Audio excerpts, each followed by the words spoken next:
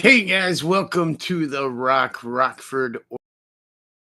We're here tonight on our second broadcast, our mobile broadcast unit, you could say.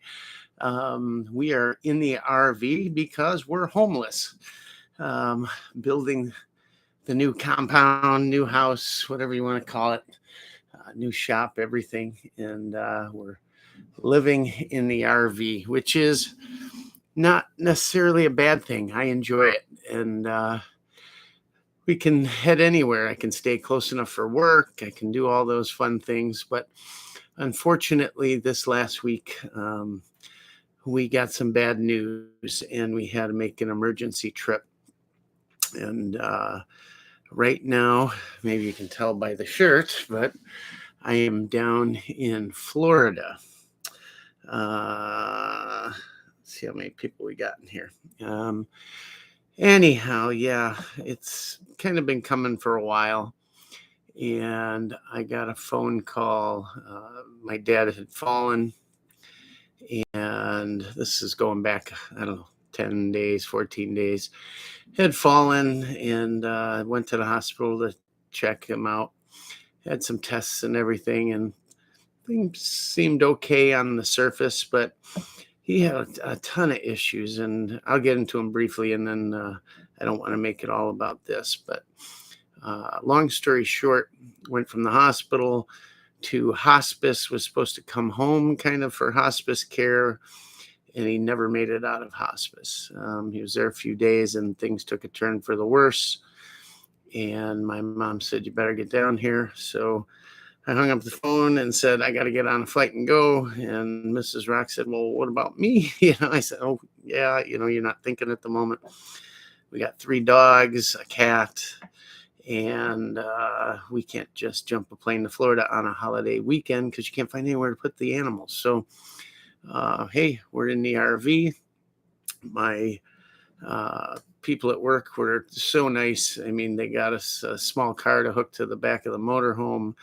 Got a couple little straggling problems out of the way with this new motorhome. So we were fine on the trip, and I headed out. And 24 hours later, roughly, I was here. And we were here, I don't know, day and a half. Saw my dad, everything. He wasn't really conscious. Although when I first got there, said hi and all, there were some movements that I think he understood I was there and everything.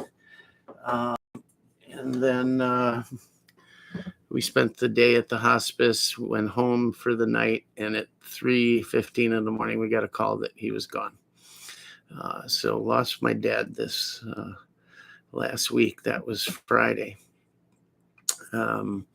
Funny thing was, his favorite place was up north in Wisconsin. And about 5 minutes after we got the call that he passed, we got another call that the alarm on the house was going off.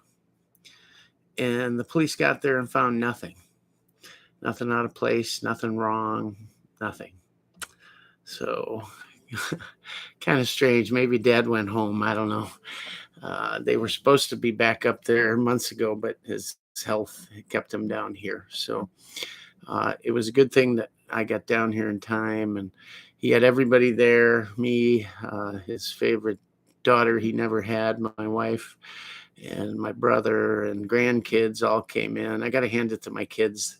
When we called and told them Papa wasn't doing well, the next time I talked to them, they already had flights booked, everything on their own, and they beat us there. I mean, amazing kids.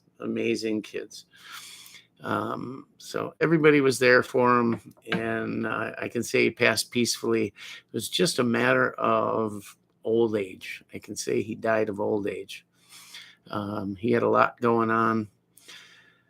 He started having heart attacks in his late 50s, about my age, and as I smoke another cigarette.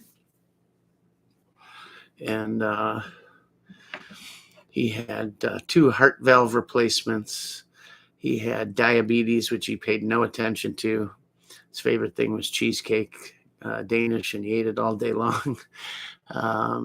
snuck all the candy he could. But at his age, we kind of said, well, what are you going to do? He deserves it, you know.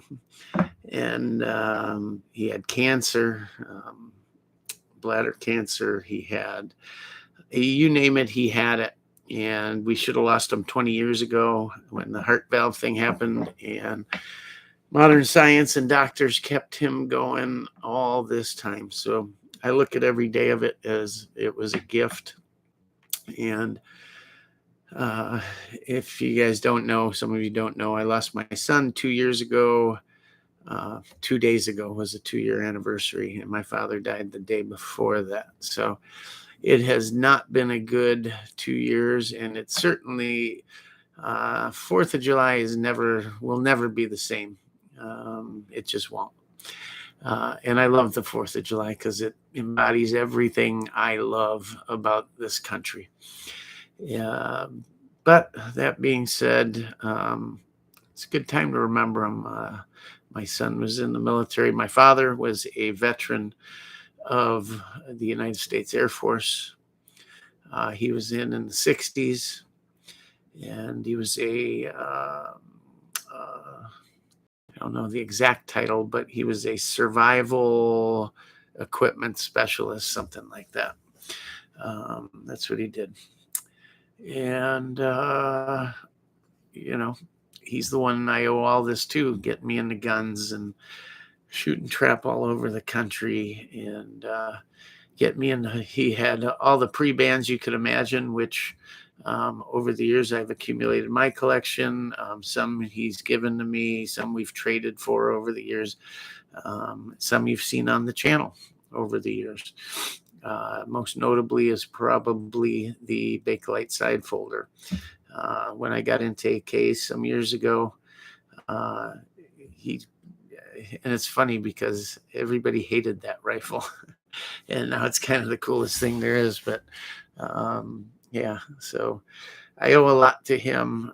He taught me everything there is to know about all that cool stuff, and he had NFA stuff back in the day, and got to shoot it all.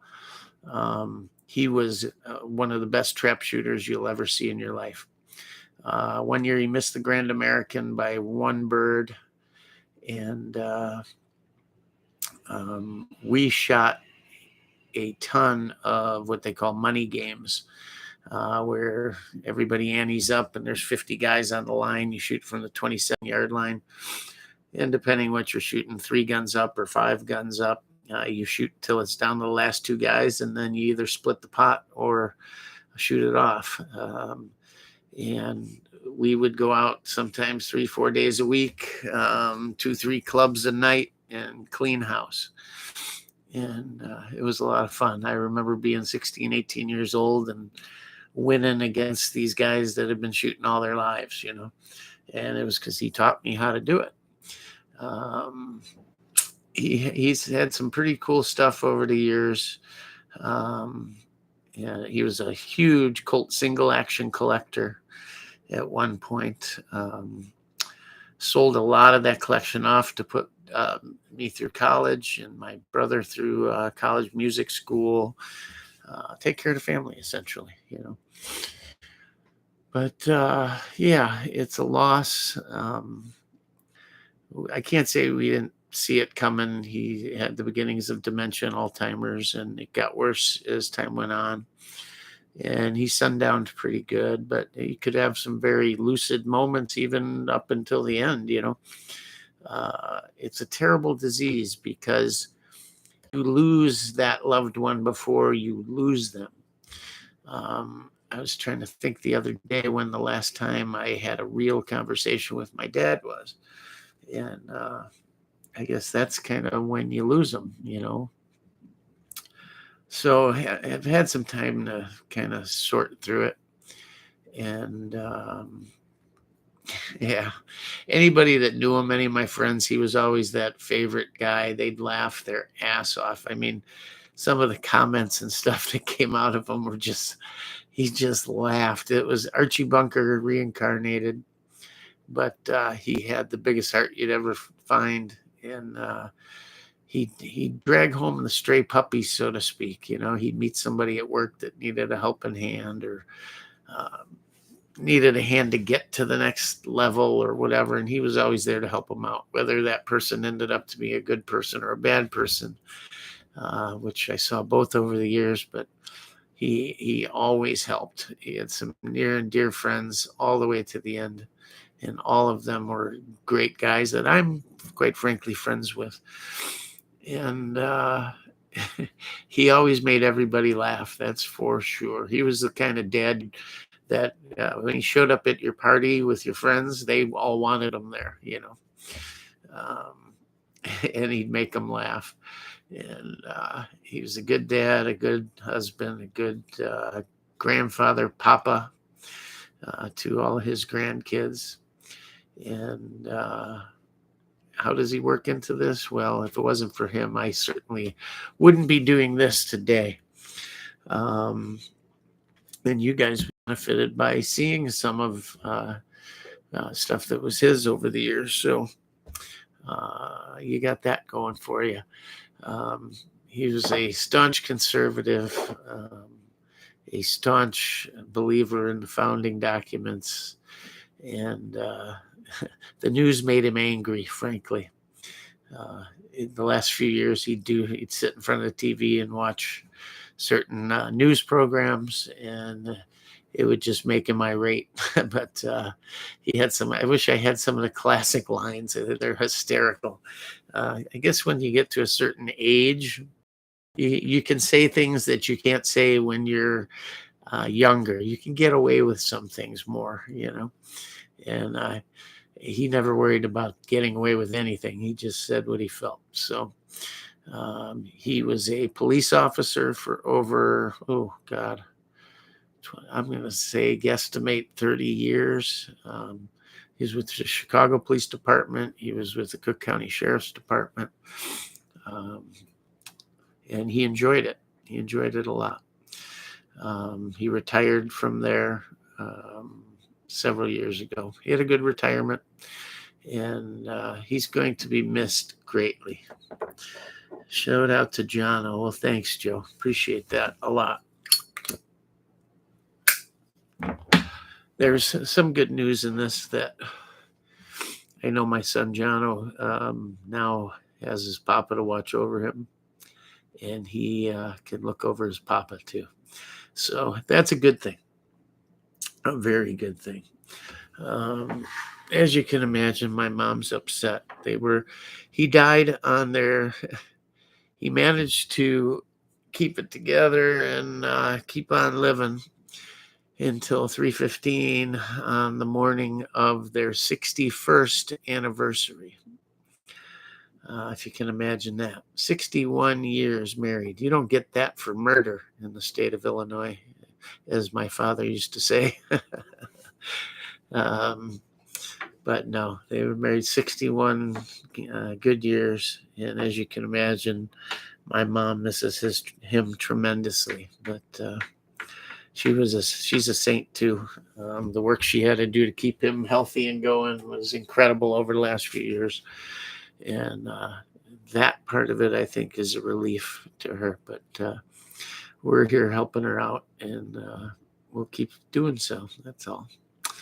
But yeah, that's why I'm down here. That's why you haven't seen any videos the last 10 days. It's just now starting to calm down and getting the rest of the things straightened out and done. So we'll get through all of it. But yeah, a lot of crap last couple of years, huh? I'd just like a little break from it all so we can get back to concentrating on the channel and getting stuff going. But I'm glad some of you guys showed up tonight. And God, we can talk about so many cool firearms that he had. And you've seen videos on a lot of them. There's the SP1, the Sporter. That was his serial number under 10,000. I was with him the night he bought it. I was a little kid, and I don't recall exactly where it was. I just know it was a big sporting goods store. in Chicago somewhere, back when they still sold guns in Chicago. And never got rid of that. Always had it. And it's super cool if you go back and watch the video on it. Just a really, really neat gun. It's got all the early features, including the tri-prong and all of that. There's the Norinco Bakelite side folder. Him and his partner on the police force stopped by a gun shop while they were on duty, walked in, and they had them on sale, and they each bought matching ones.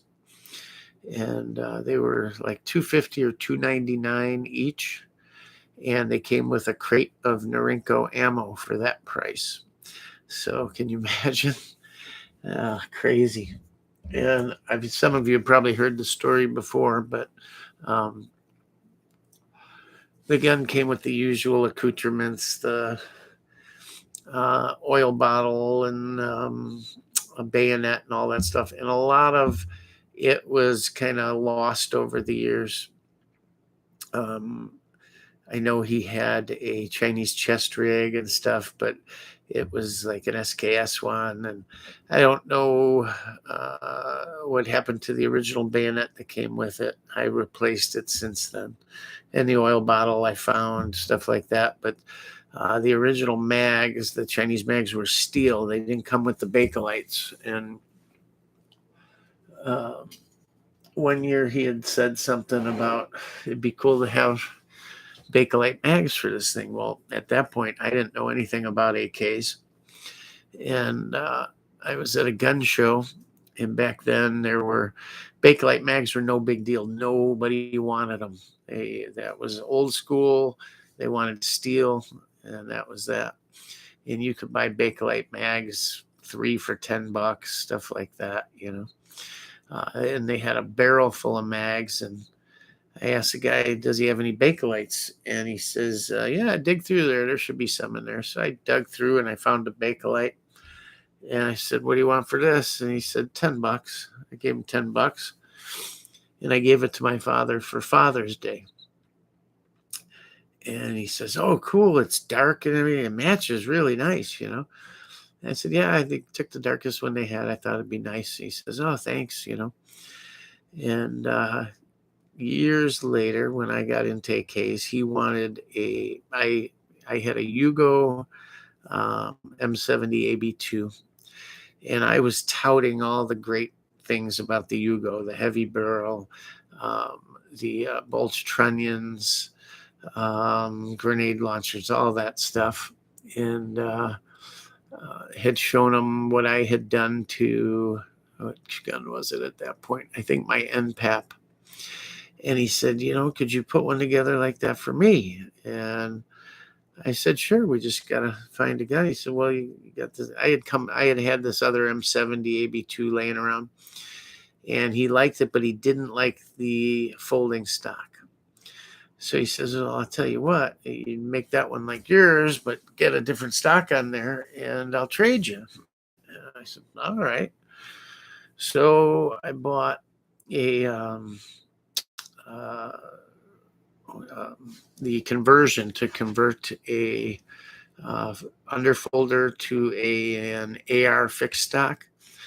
I think I actually got that piece through Rob Ski, and I can't remember who makes it, but compared to other stuff that you can use to convert underfolders, it's a solid piece. So put that in, put an AR stock on it with a Magpul stock he liked, and put an ALG in it, ALG trigger, ALG spring, a flash hider, a BD2 flash hider that he liked.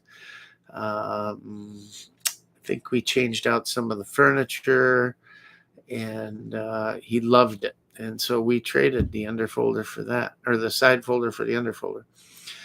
And so he gave me the gun. He says, oh, here, you should take that Bakelite mag you got me for Father's Day. I said, okay. It wasn't until a couple months later, I'm looking close at that mag, and lo and behold, on the side of it is stamped Norinco with the star. I just, out of pure luck, And all those Bakelite, I picked out a Norinco Bakelite for $10 out of this bin of mags that they had.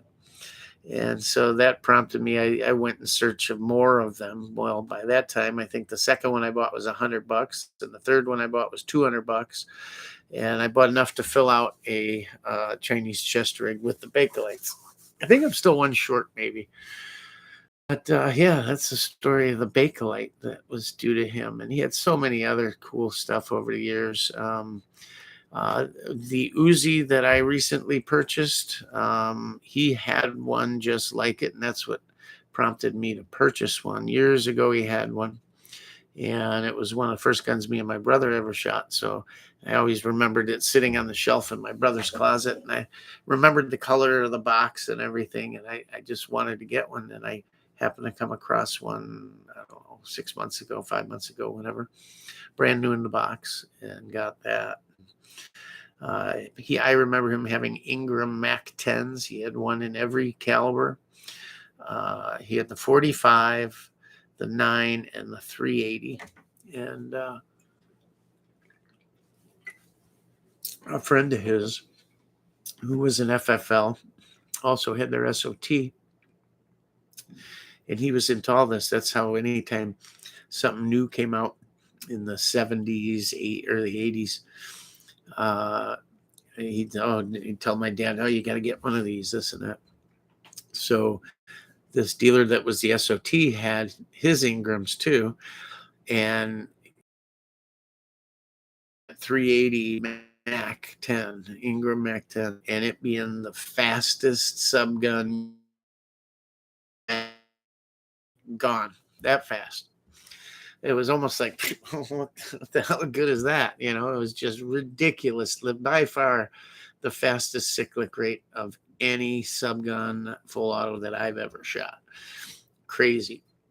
The 45s ran real well, and this SOT, he had the original, I don't know, I think it was made by Ingram, but it was the original can. It was fatter at the one end and thinner at the other. And we'd go to this quarry in Lake Geneva, 60 there, in a contest who could hold this lawnmower in the air the longest. You'd hit it with the first round and it would bounce up and just boom, boom, boom, boom, boom, boom, boom, boom. You'd hold that lawnmower up in the air. And somebody local up there called the police and said, hey, there's full auto fire coming from so-and-so. And the cops showed up at the top of the quarry. And they got out of their car and kind of stayed behind this tree. And, hey, fellas, can we come down and talk to you? And we set everything down, and they came down. And the SOT that we were with starts pulling out all the paperwork. He said, oh, no. We don't need any of that. We understand. He says, we just, you got to understand, our switchboard was lit up. He says, just next time, could you give us a little warning? And you mind if we shoot some of these? He said, oh, no, go ahead, and they're loading mags for him. Like the sheriff's out there shooting up a storm, having a ball. So anytime after that we went up, we just gave him a call that we were coming up. And they'd show up down there. He'd bring a couple of his guys, and we had a great time up there. And no problems, never bothered us, nothing. And just one of those funny stories. But because of my dad knowing this guy, I got to, and I was a kid. I was under 16. I was probably 13 at the time, maybe 12, 13. I don't know. And we'd go up there, all this stuff, sear cut FNs, all kinds of stuff. Yeah, neat. I look back. I wish he had kept some of them, or more of them, I should say. But a lot of them, well, he'd get bored with something and then on to the next, But a lot of neat stuff. I remember he got the Shotgun News, and there were piles of them. And for those of you that are younger and have not seen any of the older Shotgun Newses, if you ever come across one at a gun show, or somebody's got like a pile of old ones, buy a handful, take them home and start looking through. Not only, you'll be shocked, not only as to what you could buy just as a citizen back then, but the prices. I mean, Back then, like Wasser stuff, like there was every combination you could ever think of. Dongs, no dongs, RPK lookalikes, RPKs, you name it, it was there. AK kits for $50. Crates of SKSs for a couple $100, few $100, crates of them. There were the usual suppliers. I want to say, what's the one guy, SAR or something? Century was in there back then. All of the big importers were in there. And it was just so cool to look through and see what was there. I mean, you could buy stuff from anywhere, and it was dirt cheap, and there was tons of it. And what a time to be alive, you know? But that's not to say that now isn't good. I mean, right now, it got better and better and better after the assault weapon ban fell or sunsetted. Things are as good as they've ever been right now. There's so many new things out there. The only thing I see different is the surplus stuff. There just isn't the surplus out there that there was back then. And if you had a crystal ball, you would have grabbed up just as much of it as you could. I mean, Garands and M1 carbines. M1 carbines were everywhere and dirt cheap. SKSs, yeah, I think the cheapest was $99 I ever saw them. But I mean, or no, when I was of age and got back in, SKSs were like $199 for a Yugo. But back in my dad's time, you could buy, Russian or Chinese, and you could get them for $75, $90. Yeah, crazy. The AK was the poor man's gun. The SKS was considered a prepper's rifle. And of course, every prepper got rid of the box mag and got the detachable shitbox Chinese mags on them that never quite fed right. Some do. Sometimes you get lucky and they feed okay. But there was everything you could think of. Everything. Mausers from every country, Grands all over. I'm trying to think what else. Swiss rifles, stuff you never even heard of, you know. But of course, what always caught your eye in these ads were the AKs, some of the ARs, but ARs were so expensive back then compared to everything else. You know, when an AK was 200, maybe $300 tops. You know, the cheapest AR you could get back then was, and there weren't that many manufacturers. There was Colt and Bushmaster, really. That was about it. And that I remember at least. And, you know, a Colt was $1,000, $1,200. That was big money back then. So, yeah, you had your AR, but the other stuff was so much less money, and a lot of it was cooler, you know, way cooler. There were ship boxes like the KG9, Tech 9, the original ones, Interdynamics.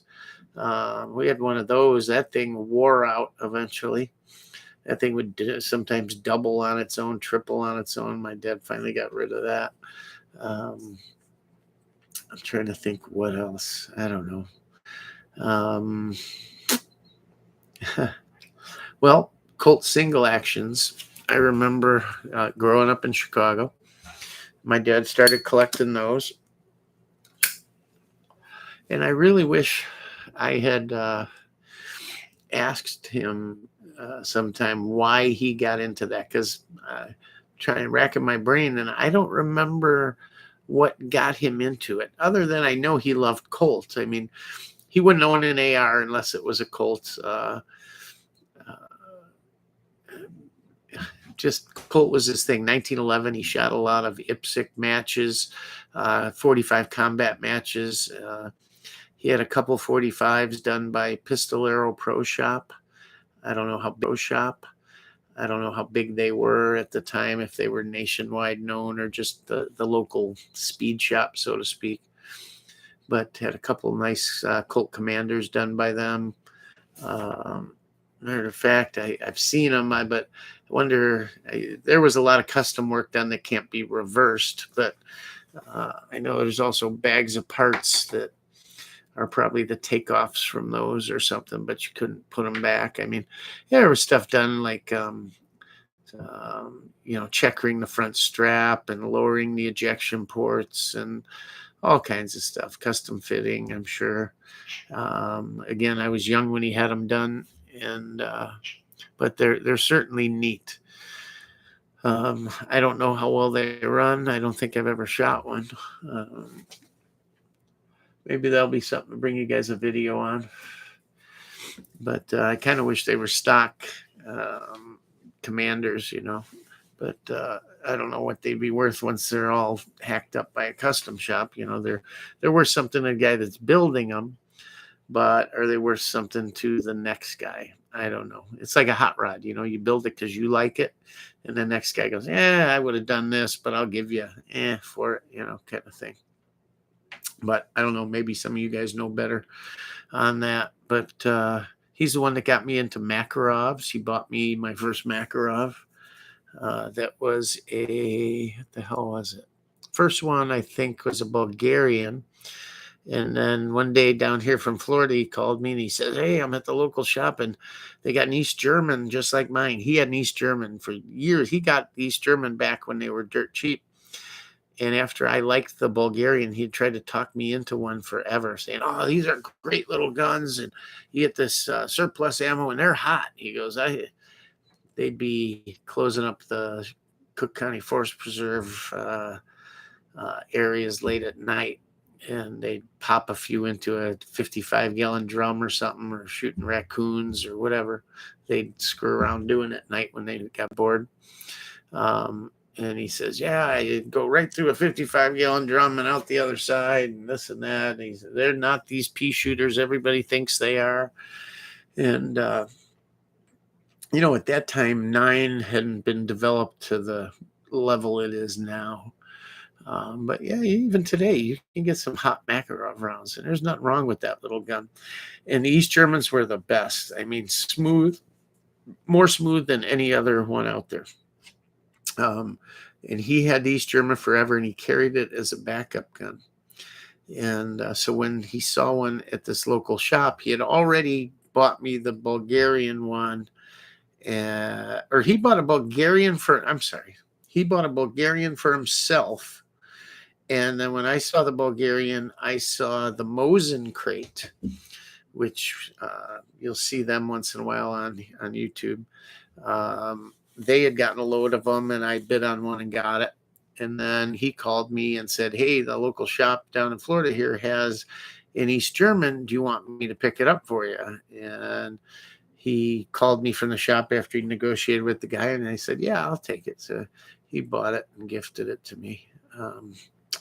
So I got that one. You guys seen that in the video. So we each have, he has a Makarov in East German and Bulgarian, and I have one in East German and Bulgarian. And then we each got matching Tokarovs one time when those came out. I think Century had a deal on those. They were like $199. And I got one, then he wanted one. So it was always like that. It was like when I got my Harley, he wanted the same exact Harley. So we got him the same one, just I think a year newer. And then when I customized it, he wanted everything I put on mine just like on his. So we did his duplicate. It was always same, kind of thing. And it was cool. That's cool stuff to do with your dad, And I guess it always feels good when what you did is approved of by your dad. He looked at it. It's cool enough that he wants it, So that was always a good feeling, But yeah, we had similar tastes. His Harley though was red, mine was white. I loved the white. But his was gorgeous too. Oh my God, both those bikes. I'd do anything to have that bike back. If I find one, I will buy it. I want to find one somebody put away new in the wrapper, and I will mortgage my soul to get that bike. I just loved it. I've had a lot of Harleys, and none of them like that bike, even modern stuff. They were Evo motors then, and a lot of people didn't like Evos. They want rubber mounted, this and that. To me, I can't stand that shake on the rubber mounts when they come back to idle, right before they drop down to idle. I can't stand that. And some of them are so smooth today, it just don't feel like a Harley. I don't know. I don't mind the shake, rattle, roll. That's what it's all about in my book. But yeah, we both took them to Sturgis one year. And of course, we pulled into town, and first place we stopped, his starter clutch went out. So I had to push start him everywhere we went for the week. Back then, he was pushing 300 back then. And I got a little tired of push starting pops at 300 pounds and a 700-pound motorcycle in 110-degree heat, Black Hills. So I finally told him, if we're going to keep doing this, you're going to park somewhere where it's downhill. And yeah, we tried like hell to get a starter clutch put in it, but even the dealer in Rapid City was backed up for weeks because of everybody in town. So we weren't able to get one in until we got back home. But yeah, that was a hell of a week, push starting that all over the place. But like everything, a lot of good memories. He'd always tell a story of me and my brother going to the range with him. And he belonged to a trap club, predominantly a trap club, just over the border in Wisconsin. And I guess I can say the name. It was Powers Lake Sportsman's Club. And early on in his trap career, he'd shoot up there quite a bit. And they were shooting registered shoots and stuff like that back then before he really got into money games, although we'd shoot money games up there. And there were some low-lying, kind of sort of wetlands, marshy in the back, down below past the trap ranges. And they had a pistol and rifle range down there. And in the fall, if we'd go shooting on the range down there, before we'd go down there with a friend of my dad's, and we all had German short-haired pointers. And we'd do some training with them out there. Well, there'd be some pheasants back there sometimes. And so we'd always check it out and try to kick up a couple pheasants before we started shooting on the range. And one time we stayed out there a little too long, and somebody started shooting trap, and they were raining BBs down on us. Not that it hurt or anything. They're shooting trap above you, and they're raining down on you. You can hear them come through the reeds and the cattails and stuff all around you, hitting you. I said, well, I guess it's time we get out of here. So anyways, we were at the rifle range one time, and we were young, me and my brother. I'm going to guess he was 10 to 12, and I was maybe 11 to 13, somewhere in there. And my dad brought a whole bunch of crap to the range. And we're just going to have a fun father-son range day thing. And me and my brother were kind of obsessed with this one rifle, a 22, because Dad would let us kind of load and shoot the 22 at will, whereas if we were shooting the bigger caliber stuff, he would supervise more. He'd be right there while we were doing it. But as long as he was there, we could be 20 feet away with the 22s, loading them and shooting all we wanted. Didn't have to check with him and all the, that type of stuff. So we'd be over on the side loading these 22s, and our favorite things to shoot. He had an AR-7 survival rifle. Back then, it was made by Charter Arms, and today Henry holds the patent on it. So you see Henry advertising these same guns new now.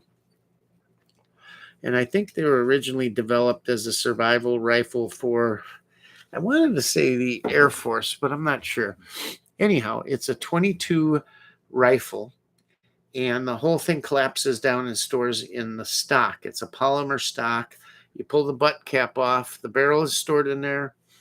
The receiver is stored in there, and a magazine is stored in there, 10-round mag.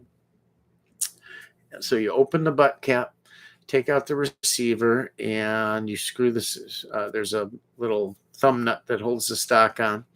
Then you take the barrel out of the stock, put the barrel on the receiver, and there's a big locking ring that you screw down to hold the barrel on, and then you get your mag, and you got 10 rounds. So we just thought it was super cool that it's like a sniper gun. You could pull all the stuff out of it and put it together. And it's like the movies, where they take the can and kind of thing. So we thought it was cool. So we shot the hell out of that thing. And he had a Ruger 1022, of course, and we shot the heck out of that. And he'd be shooting his other stuff. Well, one time, me and my brother are loading the mags for the 22. We got our back to Dad, and the backstop is a big berm, and there's a to staple targets to and hang things from is this huge frame made out of railroad ties, creosoted, like 8x8s or 8x10s. This was probably 8-10 feet high, 2 poles, one across the top, one across the middle, and you could staple targets. And there was a chain, big, heavy chain, black steel, hanging with a plate.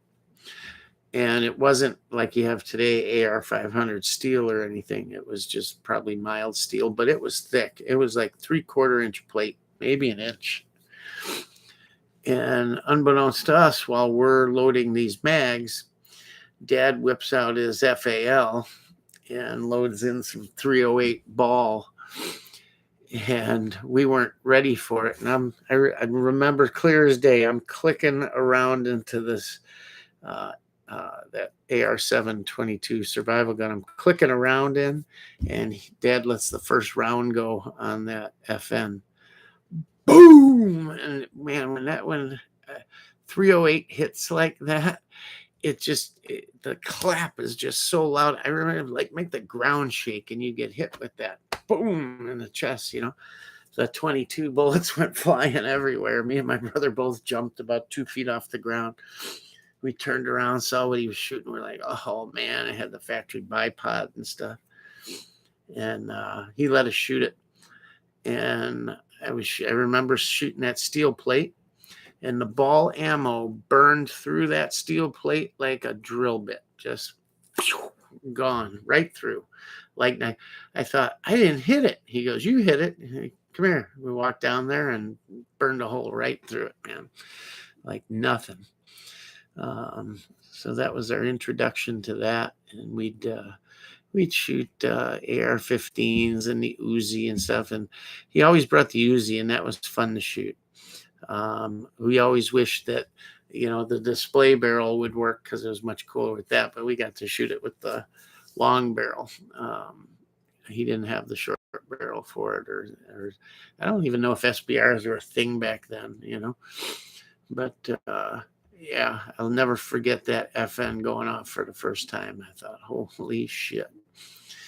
And yeah, he got me in well, I don't know that he's so much. Let me think. I guess I got into hunting kind of on my own with my buddies, but at the same time, he was hunting too.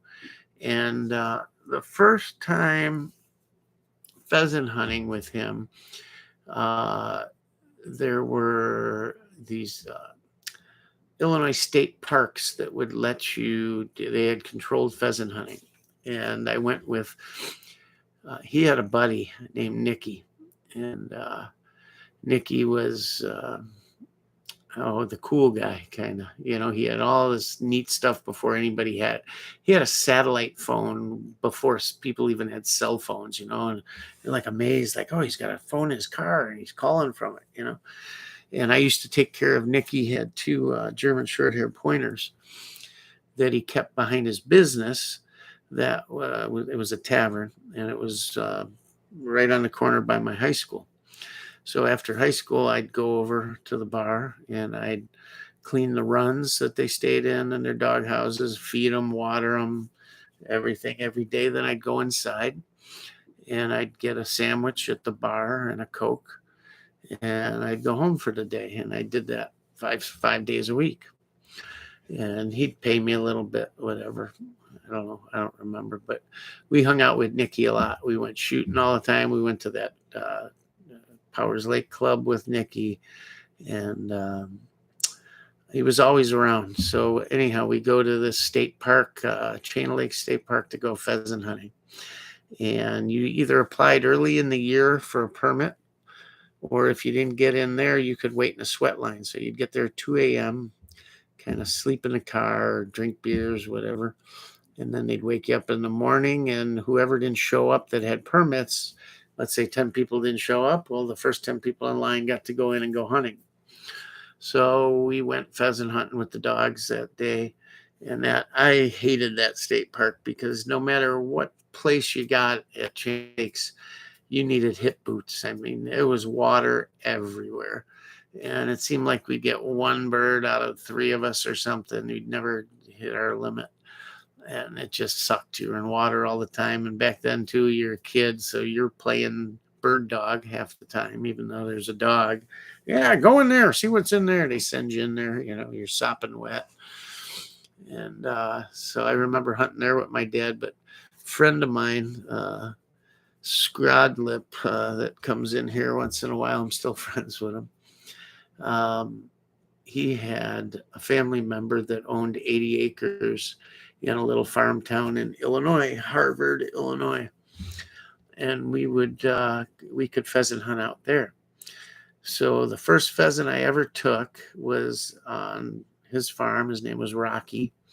And it was me, the Scrodlip, and my dad. And Scrod was playing bird. We didn't have a dog then. Scrodlip was in the hedgerow playing bird dog. And I was walking to the left of him, and my dad was to the left of me. And, you talk about the etiquette. If it comes up and goes straight in front of Scrod, it's his. If it comes this way, it's mine. If it goes way left, it's Dad's, and you don't swing past and all that stuff. And the bird comes up, and Scrod shoots and misses, and I shot and hit it. And I think Scrod said, "It's my bird, it's my bird." And my dad said, "No, you went over the top on it." And I hit it, meaning me. And it wasn't a dad-son thing. My dad would have said, whoever hit it, hit it. Anyways, I knew I hit it just by the timing of the shot and everything. And my dad could always see, he could stand behind you and tell you where your pattern was going, right, left, high, low, from trap shooting, And so that was the first bird I got. It's one of the few wild birds, because there weren't wild birds around for very long. I mean, maybe 6-8 years of hunting, and then the wild birds were gone in Illinois. You can still find some, but it's hard and far and few between. Anyhow, I had that bird mounted. Yeah, it's a nice cock, and it's huge. Today's birds that you get pen raised, they don't have these huge long tail feathers like these things have. And it's mounted, and it's actually in my dad's house. Pretty bird, and he has one mounted. We hunted a few other private clubs together all the time, pheasant hunting, and we ended up getting German short-haired pointers. His friend Nikki had them, and me and the Scrod would hunt all the time, and we never had a dog. Well, if you've hunted pheasants without a dog, it's hard. Back when there were a lot of birds, it wasn't a problem. But as they got thinner and thinner, you really needed a dog. I'll tell you something. One time, me and my buddy that you'll see on the channel once in a while, I refer to him as Scrod. we're walking this hedgerow in Woodstock, Illinois. And we'd get birds out of there pretty much every weekend. But we're walking this hedgerow, and I had gotten the German shorthair. I was out salmon and trout fishing on Lake Michigan from the shore. It was fall, and the steelhead were coming in, and the Chinooks. And I had caught a big lake trout the one day, and I went back down to do some more fishing a few days later. There's this little kid running around with a German short-haired puppy. And I thought, man, I was like 16. I thought, man, if I could have one of those dogs, and I'd start talking to a kid, oh, where'd you get them? And then he says, oh, my dad raises them. He has a whole litter of them. I'm like, he still got some left? What's he doing with them? Oh, he's selling them, but he only wants them to go to hunters. And I said, well, how much is he asking for them? And the kid didn't know. He was like 10 years old or something. He says, but I'll take you to my house and you can talk to my dad. Okay. Where we were fishing was in a very ritzy North Shore area along Lake Michigan. And I mean high end, $1 million+ houses back then, $10 million houses. So I'm a little leery, and we go in this big gated house and up to the back door, and dad comes out. He says, I hear you want to talk about short hairs. I said, yeah, I hunt, and it's hard without a dog. And he asked me all kinds of questions about hunting, where I hunt with, who, this, that, would my parents approve? And, oh, yeah, for sure, no problem. And the guy, I guess I kind of knew it at the time, but the guy replied, he says, well, I'll give them to you for $100. He probably looked at me, 16-year-old kid, probably knew I didn't have a lot of money. I forget, maybe he asked how much money I had on me or something. And I said, well, I don't have a lot of money on me, but I can go get some money. I think I had just gotten paid from my uncle's gas station, and I had $100. He says, well, I'll sell them to you for the 100, but you got to promise me that the dog's for you and that you're going to hunt with this dog. That's not just a pet. And I said, no, I am. And I told him I belonged to the hunting fishing club at my high school. He knew my high school and everything. That might have been another part of it. He had been an alumni at my high school. And so he sold me the dog there on the spot. And I hadn't asked my parents about it, so I knew my mom was going to blow a gasket. So I drove around with this dog. I went to my grandmother's house, and she said, oh, your mom doesn't know. Oh, my God. I said, can I keep it here? She said, no, I can't do that. Oh, crap, out of luck. I go back to my uncle's gas station, and the plan was I'd be able to keep it there. Well, that lasted like a day or two, and then he was sick of the puppy piles all around in the morning when he got home or got to work. So one day I'm pulling out of the gas station with my puppy in a box on the seat of my CJ7 Jeep, and my mom's pulling in the gas station. It was a neighborhood gas station. Everybody lived in the neighborhoods, Here she comes pulling in. I'm like, oh, my God. And I got the top and doors off the Jeep so she can see right in from her car. She pulls up next to me, and the dog is right there in the box, and he pokes his head up, and my mom looks. She says, whose dog is that? I said, mine. And she says, no, it's not. Take that thing back wherever you got it, this and that. I said, but Mom, I can't. And blah, blah, blah, blah, blah, blah. And she was hot. She sped away. That was that. So that night, I had nowhere to go with the dog. So I go home, and I didn't have keys. I don't know why, but I rang the doorbell, and my dad came to the door. And I had the puppy sitting there next to me on the porch, and he cracks the door kind of so the puppy doesn't run in. And he sticks his head out. He goes, where's the puppy? And I pointed down. He goes, oh, my God. He's whispering. He says, it's so cute. He goes, how much was he? I said, $100. He goes, you're kidding me. He's got papers and everything? I said, yeah. He says, does he have any more? I said, yeah, he does. He goes, well, here's 200. Go get another one. So I ran back up to this guy's house, and it's like 7 o'clock at night, 8 o'clock at night. Knock on the door. And I said, hi, how you doing? How's everything? Oh, that's good. I said, well, my dad wants to know if you'd sell us another one. He wants one as well. We want to train them together or whatever. I made up a story because it's really sounding fishy now, right? He's probably thinking I'm selling these dogs. Anyhow, he sells me another one. And thank God we got that second one, because I brought him home, and my dad broke the ice with my mom and everything and made everything cool. So I didn't have to sleep in my truck and then at the gas station and stuff anymore. And I brought the puppies home. And my mom's made a deal with them, said, no, you can have the dogs, but they're not staying in the house. So my dad built a run out back, cement, 8-foot chain link, an insulated dog house, all this stuff. And that's where they lived. And they lived good out there. That dog house in the winter, you could go in there, be 10 below. And I could crawl in there with them. It'd be tight, but I could crawl in there with them, and you'd be sweating in there. It'd be so hot with those two dogs. I go out in the morning, have to kick open the bowl of water with my heel and freeze it, Sometimes they'd be in there, two male brothers going at it, and you couldn't get them apart. You had to hit them with the hose to get them apart. Anyhow, we sent them to training, and they hunted real, real well. And I named them Bo and Arrow. Bo was Beau and Arrow was Aero.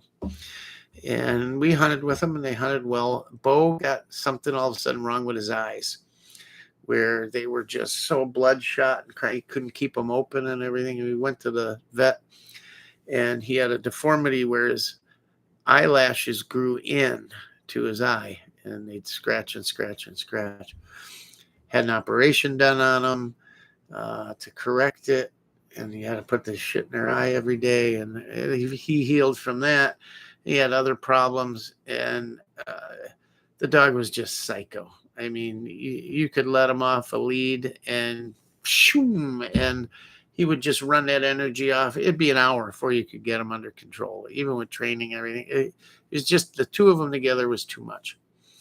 So we sold him to a friend of ours that hunted, and we kept Arrow. And Arrow we had 17 years, and he hunted up until the time he was probably 15 years old.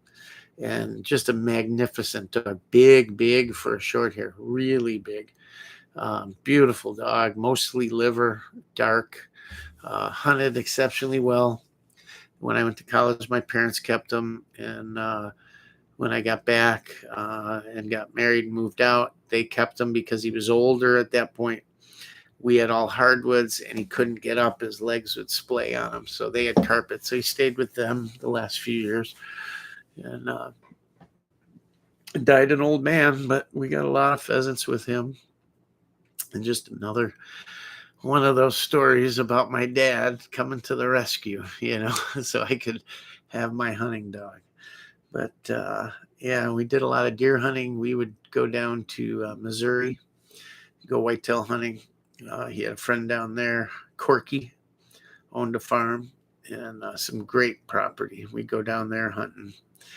And they'd laugh at us because my dad would pull in, me and my dad. I'm like, Dad, can't we take the truck or whatever? I don't want to drive the truck that far. We're in this brand new Eldorado, white Eldorado with oxblood leather interior. And we come pulling into Hillbilly, USA, Missouri. And we pull in, and Corky always would make a comment like, God damn, only man I ever seen hunt deer in a Cadillac, that kind of stuff, I remember bringing deer home with the deer over the back of the Cadillac with the blood running down the white car. But we had a good time out there. We'd come in, and his wife would make us a huge breakfast. I mean, unbelievable. Homemade cornbread.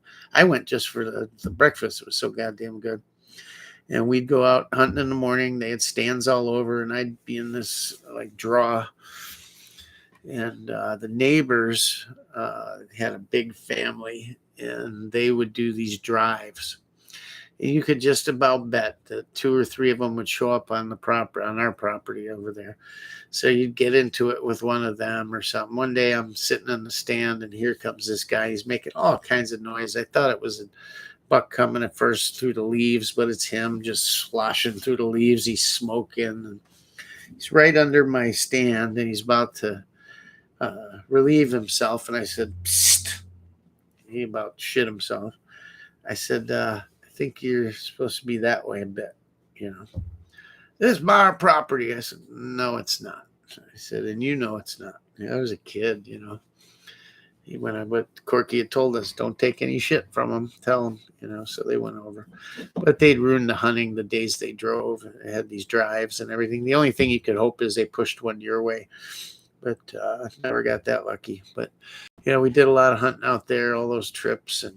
And we'd come in for lunch and we'd have sandwiches outside every day. Every day at cows field. And they'd be, 100 yards or so. And Corky's son would make it a contest. So we'd try to get a turkey with a 22 pistol at 100 yards. Yeah, this is back in the day, things were different back then. But I don't think I ever got one at 100 yards with the pistol. You'd see them, maybe a little dust mark or something, but never got one. We'd eat lunch, then we'd go back out, whatever. And when we got a deer, everybody came. My dad one year, deer came running all the way down this big ridge, came running down into the field where my dad was at and ran across from him at about 75 yards. And my dad was hunting with a 44 mag Browning lever action. And he swung on that deer and kept, and he let him he said like a trap shot, just boom, and followed through. And the deer stomach, wait, no. The year before, my dad took a shot at this deer. Ended up, all they found was the leg. It took the leg clean off, like either just below the knee or above it. Just a bad shot, a little low, and hit it in the leg. Corky had called us that next spring and summer and said that deer's still running around out here, and he runs just as fast as any other deer. So fast forward to that next fall, my dad's in the stand. That deer comes down the thing and is running past. Boom! And he takes it down this time. That deer, mid-stride, went down, landed on his chest and his chin, and just skidded to a stop. And that was the end of that one. But that was the three-legger. He got a second chance the next year.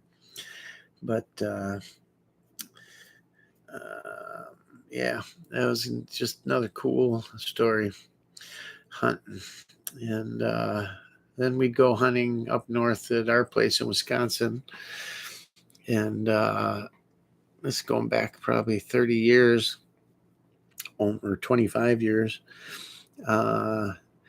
We got up there day before opening day, and we had Arrow, the German short hair, with us. We got to the house, turned the heat up and everything, and dropped our gear. And we ran into town to get something to eat.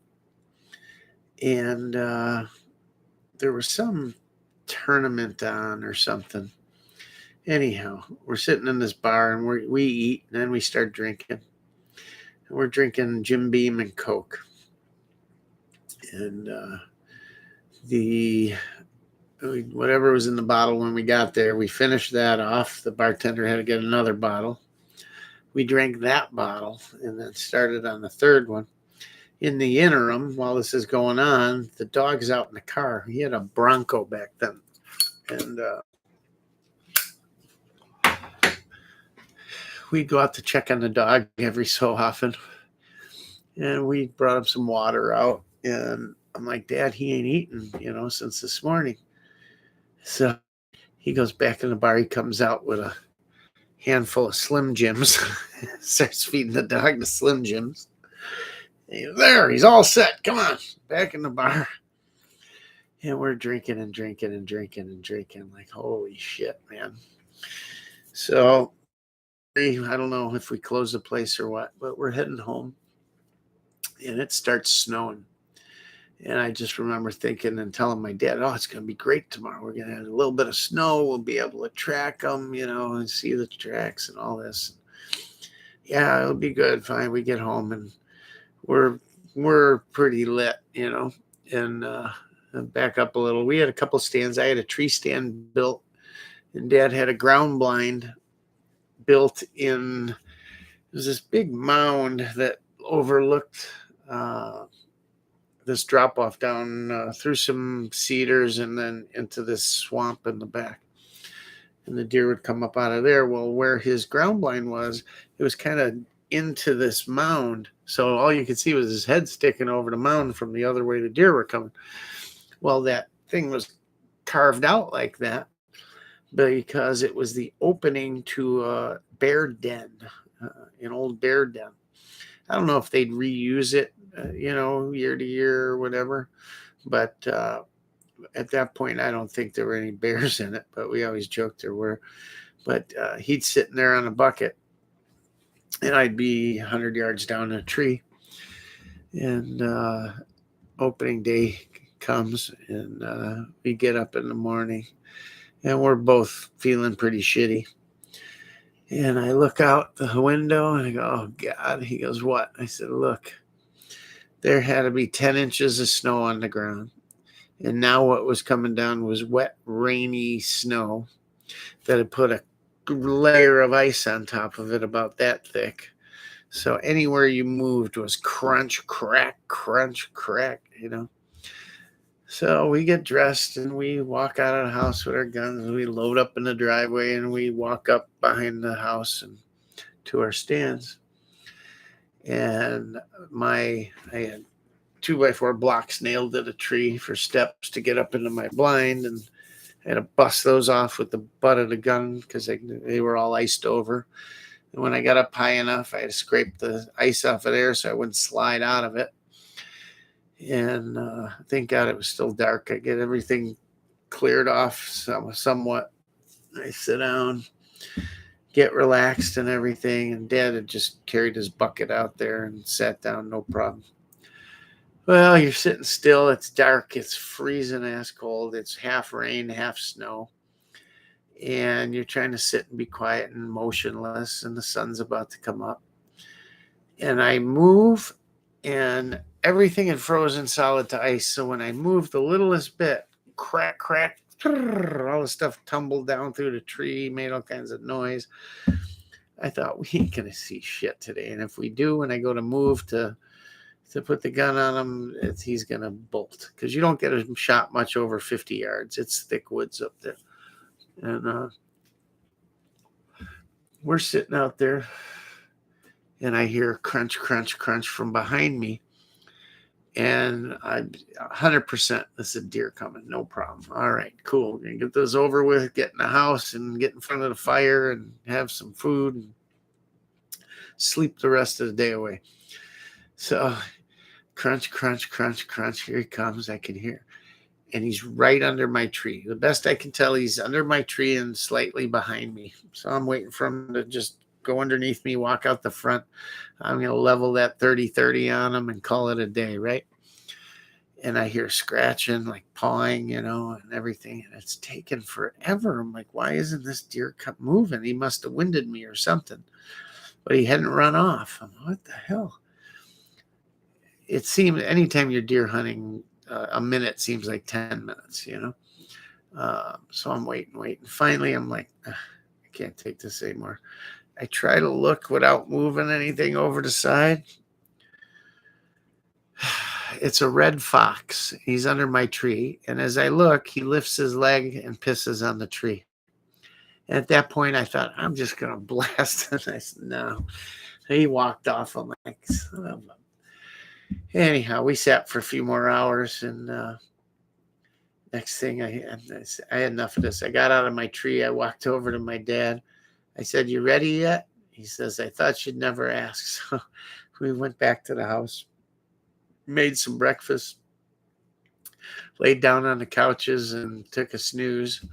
And the rest of the week was normal hunting, but that was a hell of a start to that first season up there. And that stand's still there, and that mound is still there. And occasionally I'll put a ground blind on that mound. He never hunted anymore after that year. But he had the opportunity to hunt out west in Wyoming, antelope, mule deer. I didn't go on those hunts, but he still has the rifles from those hunts. He's got a Remington 700 BDL with a Redfield scope, 3x9, and he's got a 243 Mannlicher stock Ruger. Um, nice. I mean, that's good caliber flat shooting. That was his antelope gun. He always said he never got an antelope with it, but it's a neat gun. I've hunted with it. Um, Frank can make a decent deer gun out in open cornfields or something. And I've hunted with that 30-06 before. I really like that 30-06. Um, that Redfield probably needs a new scope. That thing's kind of shot. It's got some corrosion inside of it built up, like green corrosion. I don't know if from some brass in it or something, or if it leaked or what, but probably have to put a new scope on it. But nice rifle, VDL. But the wood looks so nice, it could be a CDL. Anyhow, yeah, usually hunted with that 30-30, which he bought me for my birthday when I was 15. He bought me that. He bought me my trap gun, which was an 870 trap B grade, but the wood is so beautiful. It's like a C. I've shot that my entire life. And he's got expensive stuff over the years, Ludix and Parazzis and all kinds of stuff, and never shot them much. There's a few that are neat that I'll probably keep. There's my brother too, so he has claim to half of them, and I don't know. He's not as into guns as I am. I imagine he'll probably want a few things, and we'll probably set something up where I'll get some of them, a majority or more, whatever, and he'll get something else in exchange of whatever, equal value or equal sentiments. I don't really look at him as I have most of what my dad has, but there's a few things that make me happy, good memories, that kind of thing, and I'm sure my brother does too. So we will see. Haven't even really thought about that. Mom brought up something the other day, but no big deal. I mean, or maybe we'll just keep them in the family in general. I don't know. Who knows? But either way, a lot of good memories with him, with my brother. A lot of good stuff. So here's to you, Dad. You gave me a lot of stuff, not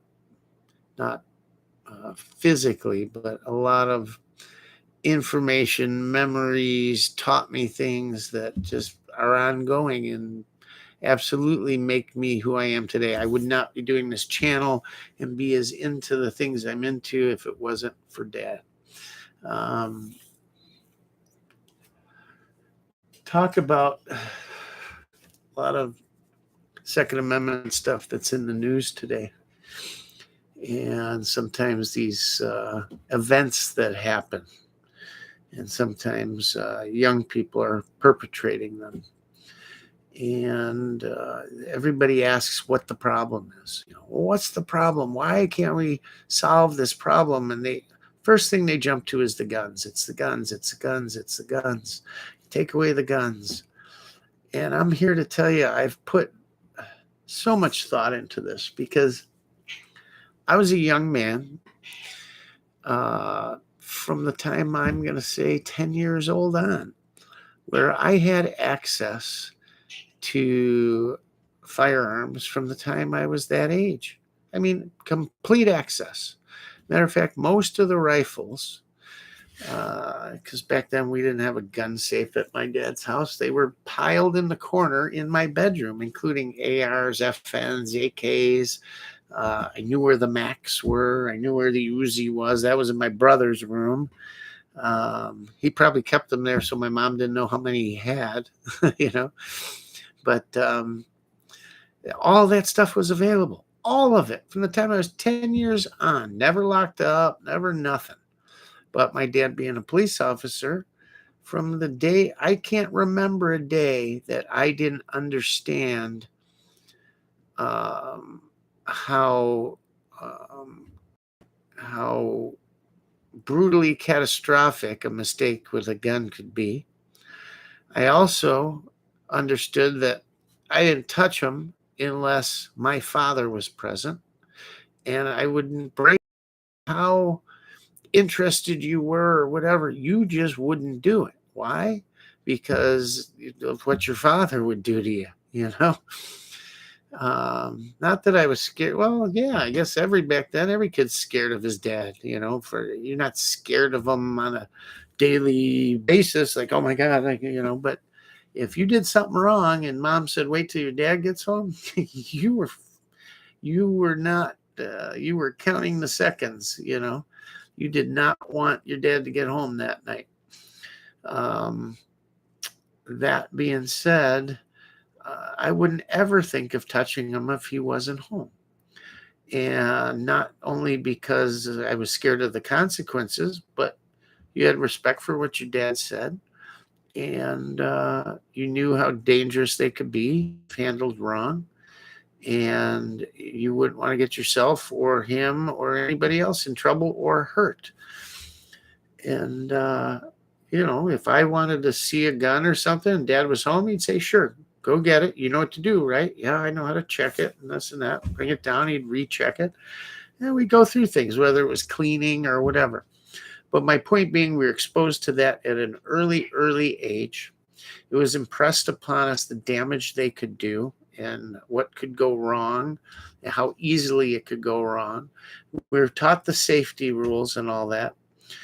And those guns were there at all times. Had an intruder come in the house, I could have easily grabbed one. They were there loaded, unloaded, depended. Maybe my dad's service revolver was there. Later on, maybe his automatics. There was always a shotgun next to bed or in the closet with loaded up. We knew where everything was and all of that. And I think I've told you guys before, going to high school, if we were going hunting with the hunting and fishing club after school, we brought our shotguns to school in a case.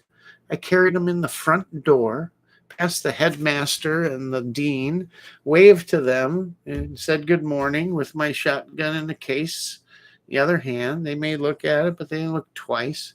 Didn't ask any questions. You went to your locker, you put your shotgun in the locker, you closed it, grabbed your books, and went to class. And at 2:25, when the last bell rang, you ran to your locker, dumped your books, grabbed your shotgun and your hunting bag, and ran for the English classroom to meet up with the English teacher. There was abundant access to firearms. There were boys will be boys, right? Same boys that there are today. So what has changed? What's changed? Well, there's the internet. Could it be the internet? Could it be video games? Well, video games might be more realistic, but we had a game called Quick Draw on Atari where, draw, boom, and you shot each other and all that and on the video game. And yeah, today are more, but I can't blame it on that. Well, it's this, what's the term they use? They've been desensitized to all this. Whatever. Stop your psychobabble. I think Dr. Laura calls it psychobabble. No, nobody's desensitized. We played Army as kids. We'd play Army. We'd have fireworks wars, throwing firecrackers at each other, shooting Roman candles at each other. Cover me. And the guy walk out with Roman candles. Boom, boom, boom, boom, all kinds of craziness. Kids got hit in the eye and all shit happens, But my point being, kids were kids. The difference today is that you don't have these father figures in the home.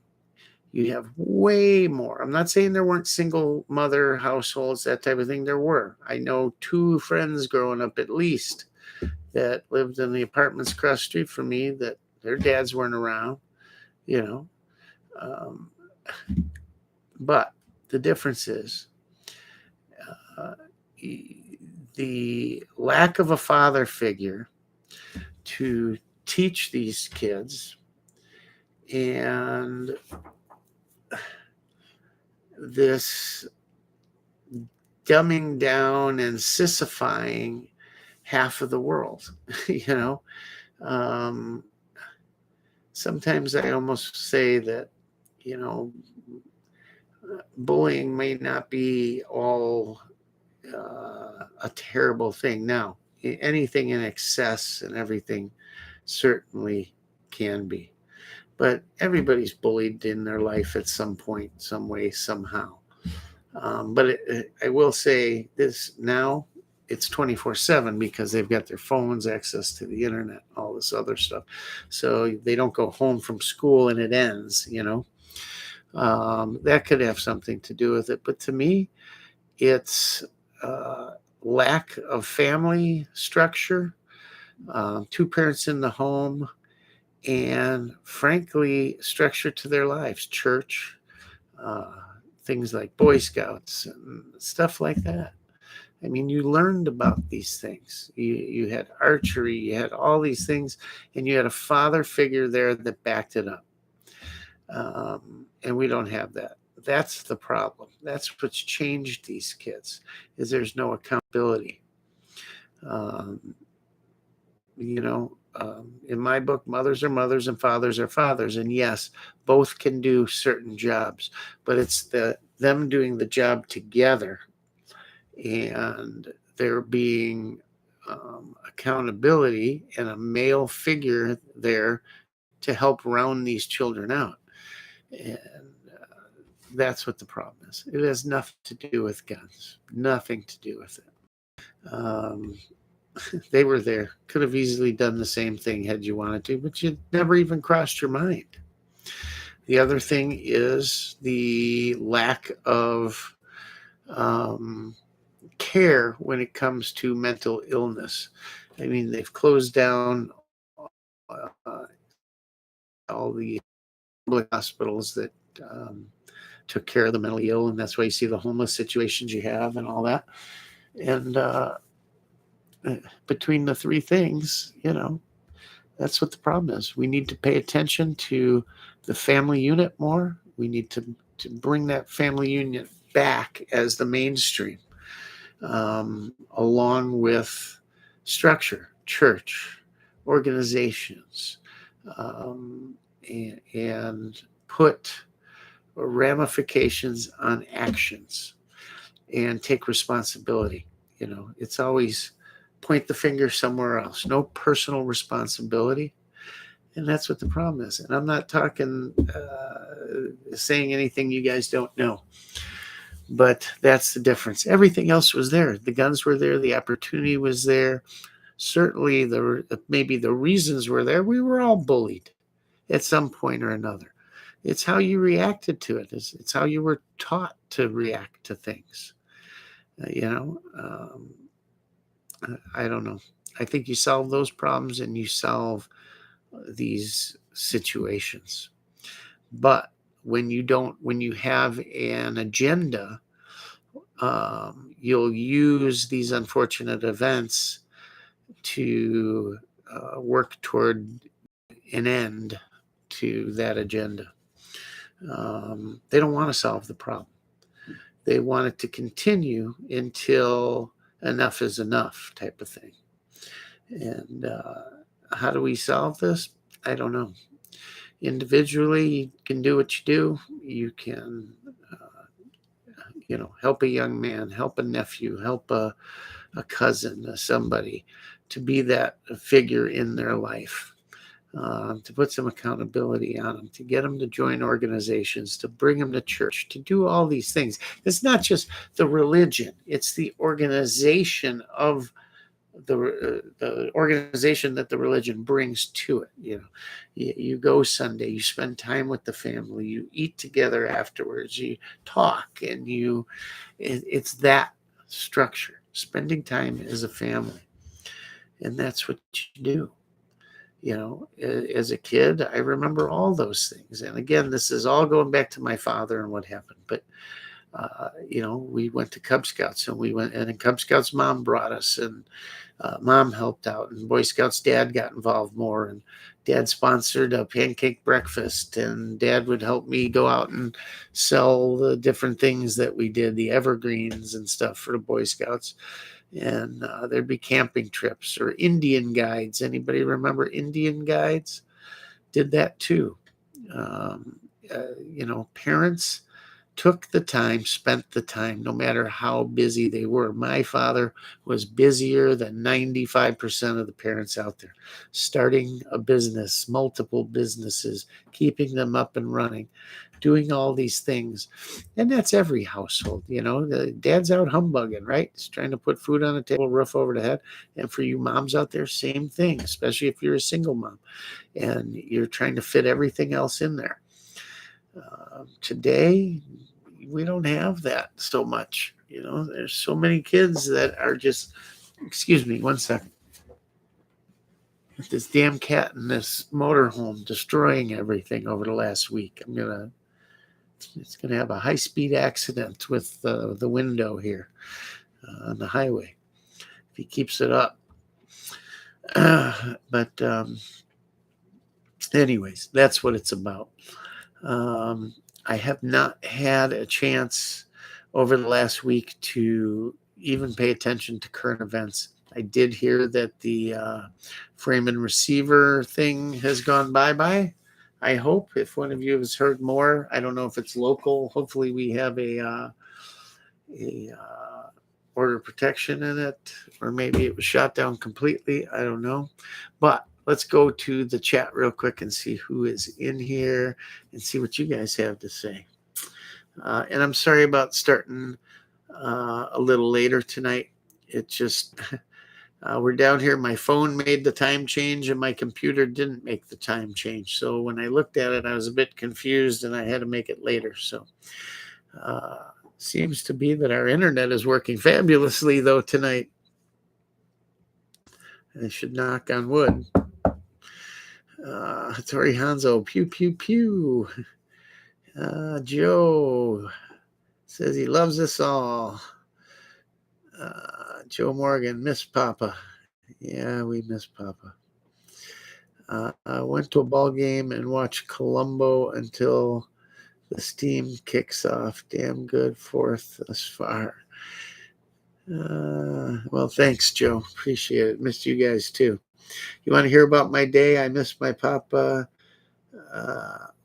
Showed toured New American to build first guns for free. I'm not following you there. You want to hear about my day? I miss my Papa. Showed toured New American to build first guns. I get to show what Dad showed me. Oh, that's cool. Shout out to Joe. Yeah, thank you. It's it don't seem like it's been 2 years since my son passed away. It seems like yesterday, and it's there. It never leaves, unfortunately. I mean, it's fortunate I think of him and every day, say good morning to him every day. It's unfathomable that, and it's kind of weird and I don't even know anymore. It's like I had the father figure, the son. I'm the only one left. It's I don't know. It's a strange feeling. It's a lot to have on your shoulders, kind of, in a way. There's no fallback, you know what I mean? I don't know. Strange. God bless you and your family. Love your channel. The fireworks are really rocking outside now. Ours are too. In Florida here, I'm not used to a fireworks state. Yeah, when I lived in Illinois, grew up in Illinois, that was contraband. I used to smuggle fireworks when I was a kid. I actually, around the 4th, about a month before the 4th every year, from the time I was about 10 on, I would buy fireworks from this Italian kid up the street. And I'd sell them. I'd break them down from like a brick of firecrackers down to packs, and I'd sell them to buddies and make enough money to buy a boatload of fireworks for myself, right? And I remember I had this little bag, and I had a fake bottom in it, and I put them in there like I was going to get stopped by the cops or something for my fireworks. But I'd sell firecrackers, bottle rockets, Roman candles, all this stuff. And then by the time 4th of July rolled around, I had a bunch for myself every year. But yeah, they were illegal in Illinois, but you could run over the border. The thing was, some dad would always go to Tennessee and bring back a trunk load, and There'd be guys stopping by my uncle's gas station, selling them out of the trunk, all kinds of stuff. So I'd make enough money to get my own, but you'd see stuff, but not like here. I was driving. We're in a campground right now because couldn't park the RV at the home, and so we had to get a campground. And we haven't stayed here. We've stayed at my parents' house for the most part. I come back. The dogs are there with my wife, and I come back here to take care of the cat. And he's not used to the motorhome yet, and he's apparently pissed off because it started out with him pissing in different places. That was bad enough. Finally got that stopped. And then yesterday I come home and holy Christ, he had shit on the dashboard. And then today he pissed on the couch and tore it all up with his claws, tore the leather up. So I'm about done. I'm really done. I would refuse to live in a place that stinks like an old lady's cat apartment or something. And I'm done. Cat's going bye-bye. Anybody want got a good home for a cat? He's really a good cat when he's settled at home. I just can't do it for the next year while I build this house. Can't do it. So he's got to go. So whoever wants a cat, well-behaved, neutered, spayed, whatever you call it, male. He's older. He's 15 at least. But he's healthy, good. Indoor, outdoor. He'll go outdoors 80% of the time. Stays in the winter.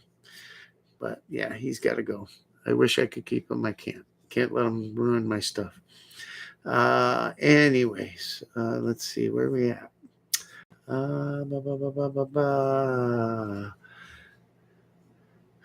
Sorry about your old man. Bet he lived a good one though. My old man was on the verge of outliving every male on his side of family, so he had begun to take a few trips. Yeah, my grandfathers, nobody lived past, I think, 61 or 62. So I always thought, well, shit, I'll be dead by the time I'm, in my 50s, 60s. Well, here I am, still going. And my dad changed the whole thing.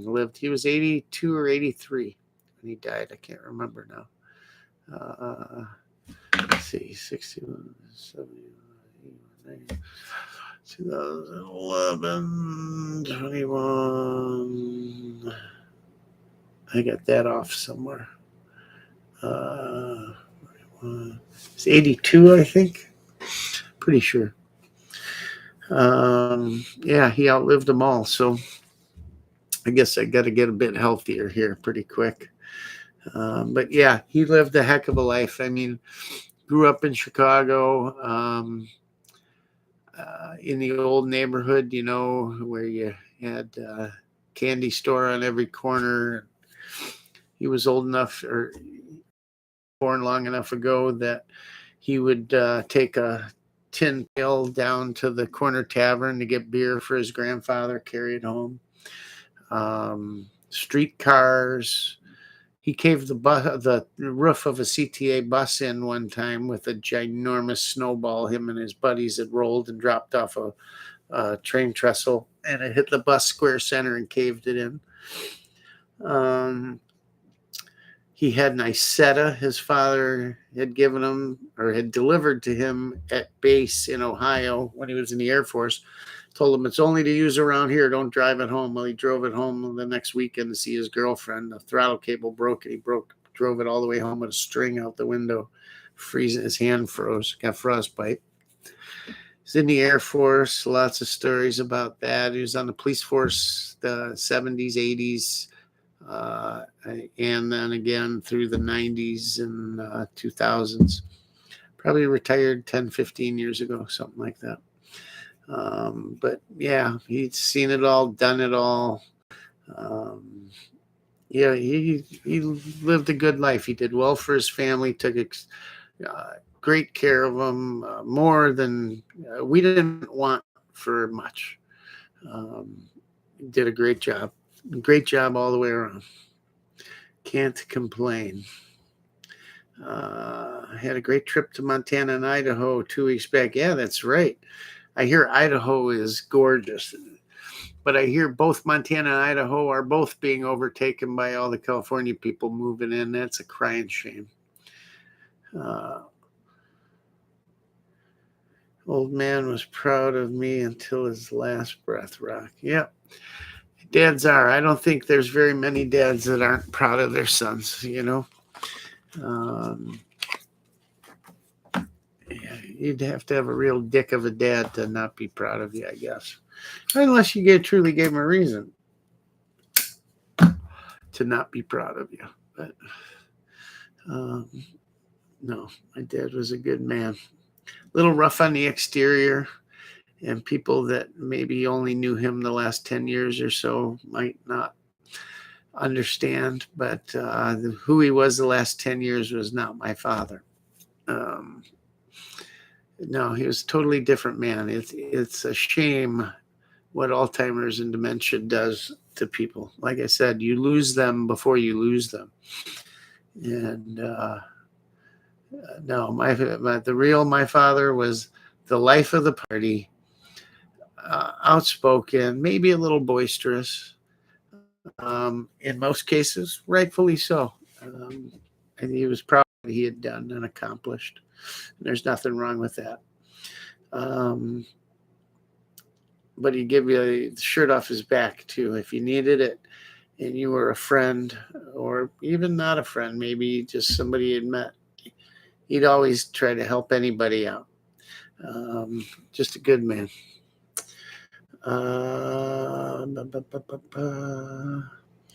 God bless you and your family. Love your channel. The fireworks are really rocking. They are here too, man. The fireworks tonight driving here. It's so hot here. I don't know how you people can live in Florida and states like that. I can't even go outside. I am drenched in a minute, and it cooled off. I had the air going. I got this little car we tow behind this thing, and I opened the sunroof on it, but with the air blasting. Don't you know, the second I opened the sunroof, a huge shell went off above us. Boom! I jumped. And booms don't bother me. I don't jump from booms even. But this one was so close that the concussion came down through the sunroof. And I thought, holy shit. But driving home was impressive with the sunroof. I mean, they were everywhere. It was like watching Iraq, the Desert Storm the first night in Iraq tonight down here in Florida. But it is so hot, you have no idea. I couldn't live here if my life depended on it. Not through the summer. Gun shops down here, guys. I stopped in one, loaded up. They had a beautiful, oh God, I saw a Sugar Weasel on the shelf. Bunch of nice ARs. Oh God damn, who's the one AR company? I saw their gun. Super nice. I'll remember the name of it. Super nice FN Scar. I really want this Scar. God, I want a Scar bad, but $3,800. Oh my God. I don't know. Not in the dice right now, but I sure do want one. I'd love to have one. We'll see. Maybe I can, I don't know, get rid of a few things and get one. We'll see. But the gun shops are full of all kinds of cool stuff. Range was full the other day when I stopped in that one shop. I'm going to stop in the other one tomorrow before I leave just to see. I was an old people doctor 20 years. I'm nothing now. I show my homework. Joe, you did more than could ever be expected of a son when your dad was going through the same stuff. My mom cared for my dad the last 10 years, and it's been hard on her. I watched it affect her. And you know what comes with that. There's frustration, sometimes anger, then guilt, and all those things that go along with it. But as a family member, a son, a wife, a daughter, whoever, you do what you got to do, right? I mean, I've tried to do as much as I possibly can on my end to take care of anything they needed that, whether it was using brain power or muscle power to take care of things, because as your parents age, it's hard. You got to keep going, and you got to take care of them. You got to take care of yours. But you do it because why? Because they did it for you. That's why. Let's see. Rock, may I thank you for singing my dad to sleep. I sang him to sleep? Oh my God, that would have probably kept him up. I don't sing all that well. I'm at the end of my rope, Rock. Don't be at the end of your rope, brother. There's always more rope. My brother died a month ago. Man, I know how you feel. I mean, it seems like one thing after another, right? I mean, it went from my son to this, and this has been coming. So it's just been, and then I kind of put this house thing on myself, but it seems like there's no time for anything, and you're pulled in so many directions, and all these things keep happening, and why, and and it's all on you. And trust me, I know how you feel. And there's times when you just want to throw your hands up in the air and go, what else? What else? And then I heard something the other night. I had heard it before, but I hadn't heard it in a long, long, long time. And I don't know why it had never occurred to me. And at first, when I heard it, I went, oh, right. But the more I thought about it over the last couple of days, this is very appropriate, Joe. I hope you're still listening. And they said, God never throws things at you that he knows you can't handle. So it's said more eloquently than that. But God never, how does it go? God never puts too much on your plate that you can't handle. Whatever he puts on your plate, he knows you can handle. Whether it's a test, whether it's just expected, just know he doesn't give you more than you can handle. And it's for a reason, Joe. It's either toughening you up, it's proving to you how much you can do. And in the end, I think it's getting you ready for something. So we had a pastor that said something to me on when my son passed. He said, we didn't understand why. It's always why a young man like that? And he said, God needed him. He needed him to fight a battle on another front. That's all. And we'll know why one day. But you can handle it. Even when it's one more step, one more foot in front of the other, one more, whatever, right? And you get there. How do you eat an elephant? Taking a lot of bites, right? So you keep going, that's all. I'm sure everybody's got stories with their dad, right? And aren't they always the funniest ones? It's like, and everybody's got similar stories, same message, some funnier than the rest. And some of them that I tell here are very PG, let's say. But if I had an R-rated night or video, you'd laugh till your sides hurt. I mean, oh my God. There's so many I wish I could tell. But because generationally maybe the world has changed a bit, I hold them back. But oh my God. You know what I think would be a good time to tell those stories? Maybe at like a 2A EDU get together, or maybe a Rockford Ordnance get together would be even better. I'd like to have when I do this get together, I want to have it where people stay the weekend, bring campers, RVs, tents, whatever. We'll have the room and have a nightly dinner and get together with a campfire and just tell some of these stories, because I'd have you guys on the ground pissing your pants, literally that funny. So I hope one day that happens and we can share them, because it's that good. And I'm sure you have ones that good as well. I think our fathers were probably a lot alike, Joe. Ross 77's here. Good to see you. Good to have you here. Okay, don't start on the oh yeah, the KG9. I didn't even bring that up. I wish that was still around. That, oh my God. That's probably, and he often said that that was the biggest mistake he had ever made by selling that gun.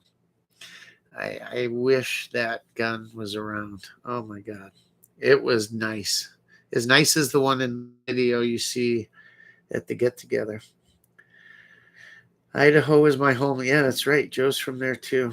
It's beautiful. I wish I could talk my wife into even going to see it, because I think that's one of the last good states, you know. Wisconsin, I'm glad to be in Wisconsin now full time. Um, but Wisconsin is kind of purple and could turn at any moment, but I hope it's okay. I'm on vacation in South Carolina this week. Yeah, my wife talked about moving to South Carolina this week. And I said, "Are you out of your mind? It's so hot here. It's so oppressive. You open the door and it's just like, even it got warm here in the motorhome this morning.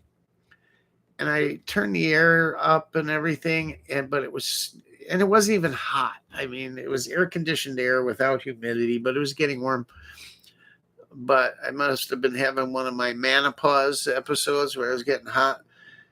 And it was almost so smothering. I thought for a moment, what if I couldn't open the door and get out of this thing? What if I was in a box somewhere or in a jail cell? And it was this, I think I'd lose my mind. The heat. I don't know if it's the Viking blood in me or if it's living up north all my life or what, but there is nothing in this world I hate more than heat. And South Carolina, to me, I told her that's just a bigger swamp than Florida. I mean, all the barrier islands and all that, it's all ocean and filled in swampland. I think maybe I'm wrong, but I know how hot it can get there. And it's got to be like this in Georgia. No way. I lived in Georgia summers for 2 years in August. And yeah, by that time I was a hair used to it, but you don't get used to this. They're full of shit. It's older people whose circulation isn't as good that are like, oh, it's wonderful. I was with relatives and a lot of older folks uh, tonight, and talking to them, they all set their air conditioning at 76 or 78. And I just looked at them. I said, why bother? 78. I'm trying to escape 78. I tell them I keep mine at 68. What? Are you out of your mind? I'm like, no, over 68 is horrible. What are you talking about? But yet they'll only set their heat at 68. Why won't you set that at 78? You go to old people's houses, you either freeze your ass off in the winter or sweat your ass off in the summer. Yeah, I can't even fathom that. And I'm getting older, but I'm never going to be like that ever. Yeah, so you know how hot it is, Ross. It's ridiculous down here, guys. The real feel yesterday was 106. There's 100% humidity. It's friggin' horrible down here. No breeze, nothing. You can stick Florida where the sun don't shine. Here in Phoenix at 111. Thankfully, the ballpark cranked the AC. Still 102. But it's a dry heat. I just want to punch people like that in the face. There ain't no dry heat. It's still 111. Holy shit. 94 degrees in Chicago. Oregon, good to have you here. May hit 100 Thursday. Well, I'm just north of you. I'm not gonna tell you guys exactly where I'm at, but let's just say Lake Geneva area, but not Lake Geneva. So it's not all that much cooler up there in the city, and it's going to be 100. Where I lived in Illinois before, out west, it was always 10 degrees hotter in the summer than Chicago and 10 degrees colder than Chicago in the winter, because Chicago has the lake that regulates the temperature there. So if it was 100 in Chicago, it's easy 110 by us. If it's 10 degrees out in Chicago, it's 0 where we were, because we don't have the lake regulating it. I'm hoping it's not much cooler where we're at. We're maybe 60 miles north of where I was uh, in Illinois for that short time, but um, at least I'm north of the Cheddar Curtain, and life is good, very good. I can't complain. I'm very happy about it. So humid I could hardly breathe. Yeah, same here. How's the smoke doing? When we left, I got in the motorhome to head down here. We left about 1:30 in the afternoon, and the entire drive, even in southern Wisconsin, uh, you could see the haze, the smoke. And in Illinois, I don't know where we were when we were, because we drove all the way down through Paducah. Um, it had to be somewhere around Normal, Bloomington. It was still bad. And then once we got south of there, the next day I drove till I was south of Mount Eagle in Tennessee. So we got over Mount Eagle, came back down, and we were Tennessee Georgia border. And the next morning, it didn't seem like the smoke or haze was so bad, like pretty much gone. The cold kills me, not me. I'm fine with it. I literally told someone today, and I mean it, the God's honest truth. I will take 20 below before I take this crap any day of the week. No problem. And I'll do it without a heavy down jacket. It doesn't bother me. I don't mind at all. I can always get warm. I can't cool off, and I can't stand it. The drive from Riggins, Idaho to Missoula, Montana is amazing. I bet it is. Minus 40 freezes, a smoke to your lips. At our place in northern Wisconsin, when I lived up there full time, you had the news guy, the weatherman, walk out back of the studio and throw the water in the air and poof. I didn't believe it. So I went and did it. It does it instantly, but you got to have hot water in the cup, and you throw it and boof. We've been there, real temps, minus 30, minus 36, pushing minus 40. Seems like a week or two every year. And then there's wind chill. There's like it's minus 80, but easily a few times I've went from outside to inside, and the difference between the outside temperature and what the thermostat was at inside was 100 degrees. 100-degree difference. And that's cold. So the last time I was there full time for that, I still had a car that didn't have a push button start, had a key. And if you had ungloved fingers, your fingers would stick to the key when you turned it. You couldn't get them off. To turn the key in the cylinder was like, nothing works. Mechanical things start not to work. All kinds of stuff. Cars don't start. You got to keep them plugged in. Stuff like that. I call it booger freezing weather because you can and feel everything freeze, Never really had to deal with frostbite during that. I mean, as long as you had gloves and good boots, the rest of you was fine. But to me, that is the cleanest time. It's just everything feels clean. Like down here in Florida, nothing ever freezes to kill off the shit in the air and everything. And up there, sinuses are clear. It's wonderful. You go inside, it's cozy. It's just, I don't know. This down here, it feels dirty, sweaty, sticky, nasty. I can't stand it. Was in Guam once when it was 110 degrees in the shade, so hot, all the sidewalks were covered on base. I love Idaho, but winter eats me. It can't be all that bad there, I wouldn't think. I've never really looked up the weather, and I used to ski a lot out west, but I've never skied Idaho. I don't know. Ice fishing, all of that. Love doing it. No problem. Throw on the snowmobile suit, the boots, gloves, head on out. I like it. Much better than us. Terrible, terrible, terrible. But But yeah, it's good to see the gun shops down here flourishing. Lots of stuff on the shelves, all kinds of cool stuff. They had Scorpions on sale. Uh, the original Scorpion, the what is it, S2, S1?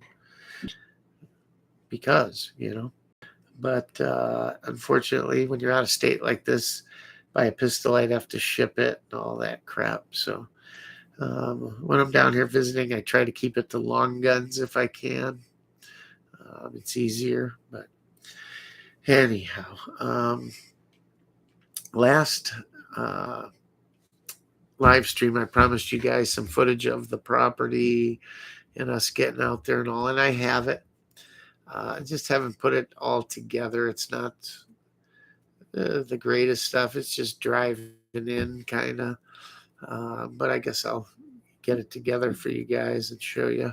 And we haven't taken the first shots. When I got out there, we did it off the cuff, and I didn't have a gun with me. All I had was my daily carry, and that wasn't much fun. So we get the road in about 2 weeks, I think. Hopefully it'll be done.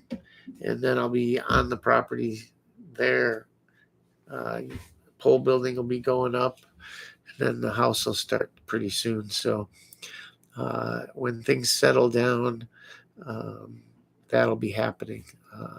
This was a curveball thrown at us, so it's eaten up at least a week or 10 days. Not that that doesn't mean I didn't want to be here. I would never miss it, and got to take care of business. So we're going to finish up and head back and get back to work, which I'm sure is going to be crazy, and I'm sure I'm going to have a lot to do there and get caught back up on. But then we will get back to you, and I'll start getting some of the stuff back onto my property and start bringing you some more videos and all that. I'm very happy all of you have hung in there through this dry spell, sort of. It's just when I think I'm getting my plate cleared off, drops.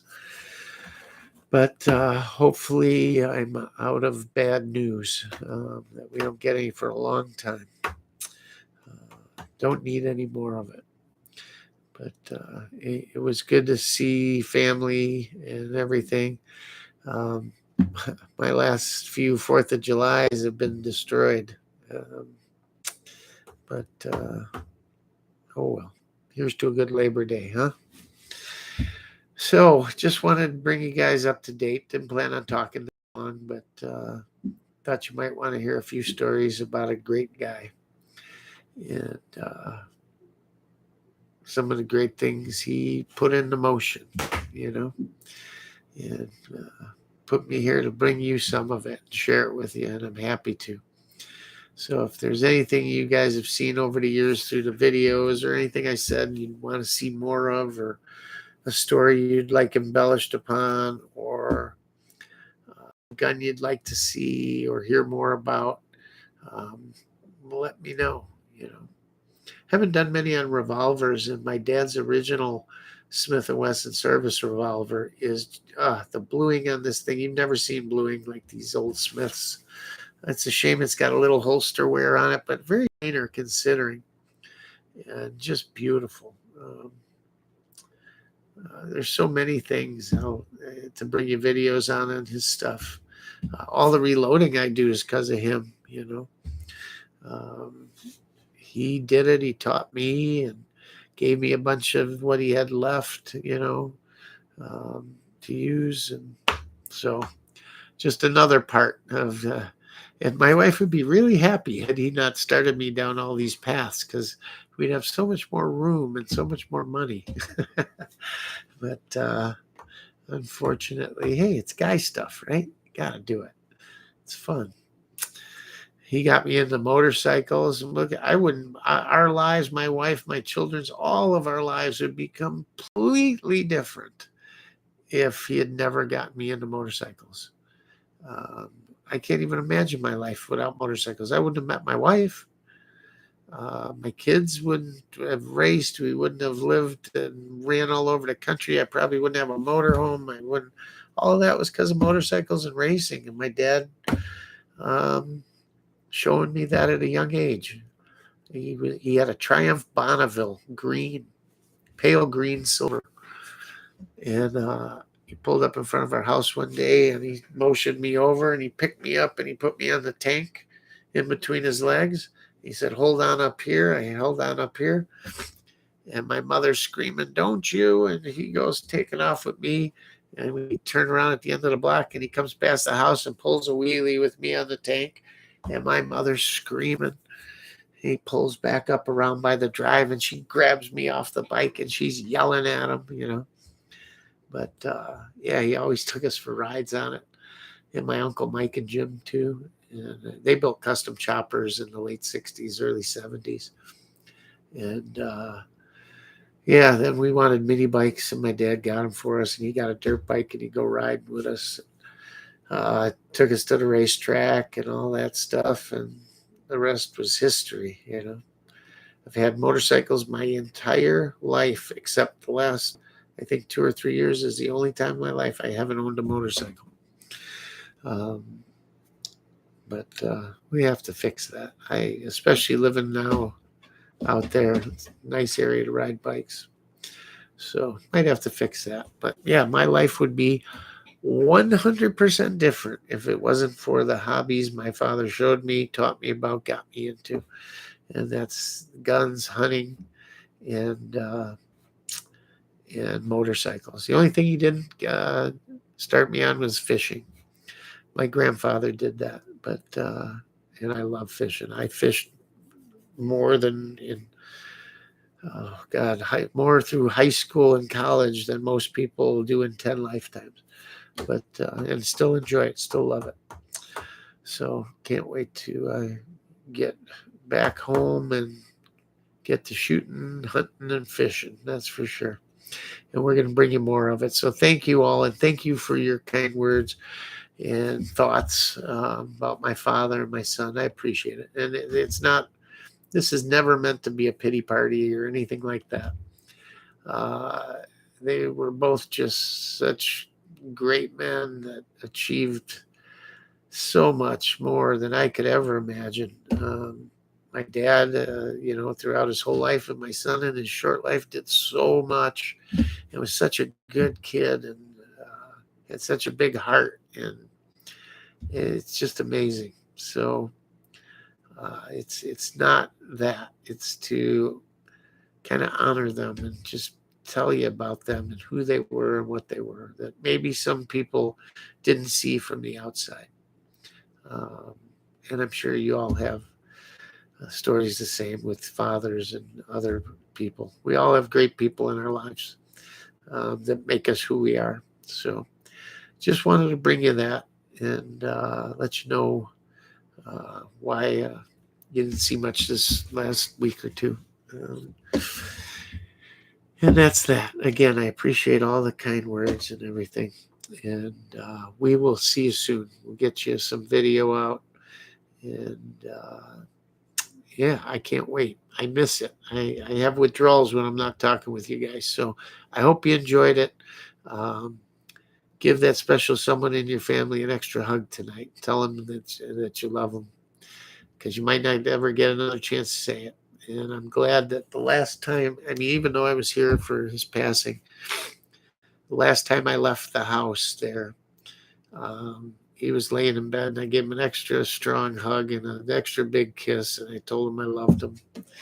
And I'm very, very happy that that happened. Couldn't have went better. He didn't suffer. It's just a good way to go. And that's that. So, again, thanks for everything you guys do. Thanks for the kind thoughts. And we're out of here. And I love you, Dad. And thank you for everything you did. This is for him. And you guys have a great week. I will talk to you soon. And as always, Rockford Ordnance out.